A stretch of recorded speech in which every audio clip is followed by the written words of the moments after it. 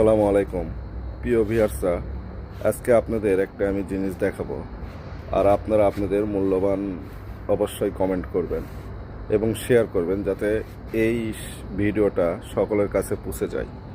আমরা প্রবাসে থাকি, আমাদের ইচ্ছা হয় আমরা একটা টেলিভিশন নিয়ে যাব, কিন্তু বাংলাদেশে লিমিট থাকে 29 ইঞ্চি। আরে ভাই, আমরা তো 80-90 দশকে পড়ে নাই যে 29 ইঞ্চি টেলিভিশন আমরা বিদেশ থেকে দেশে নিয়ে যাব।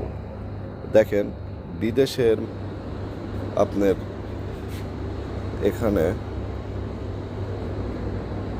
50 ইঞ্চি টেলিভিশন পড়ে থাকে। সামান্য হয়তো কোনো সমস্যা হয়েছে, যার কারণে ফেলে দিছে।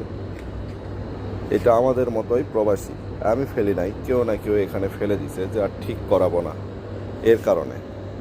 তাহলে এই সমস্ত মানুষের বাংলাদেশে যারা চেয়ারে বসে আছে কিভাবে ভাবে যে প্রবাসীরা 29 ইঞ্চি টেলিভিশন নিয়ে আসবে এয়ারপোর্ট দিয়ে, বিদেশ থেকে টাকা খরচ করে কিনে।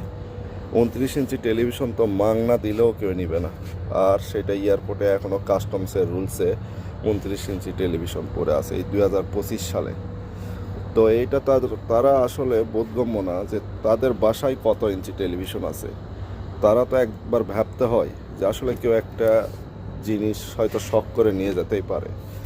যেমন আমাদের পার্শ্ববর্তী দেশ ইন্ডিয়া, নেপাল, পাকিস্তান, শ্রীলঙ্কা, এগুলো দেশে এই লিমিটটা নাই, আর লিমিটটা থাকলেও একটু বড় ইঞ্চি নিয়ে যেতে পারবে। তো এইটাই আপনারা একটু এই জিনিসটা বিবেচনা করেন প্রবাসীদের জন্য। প্রবাসীরা তো সব কিছুই উজাড় করে দিচ্ছে দেশকে, কিন্তু ছোট ছোট আমাদের চাহিদাগুলো পূরণ করার মতো কেউ আসে নাই, আসবেও না হয়তো ভবিষ্যতে। আসসালামু আলাইকুম, সকলে ভালো থাকবেন।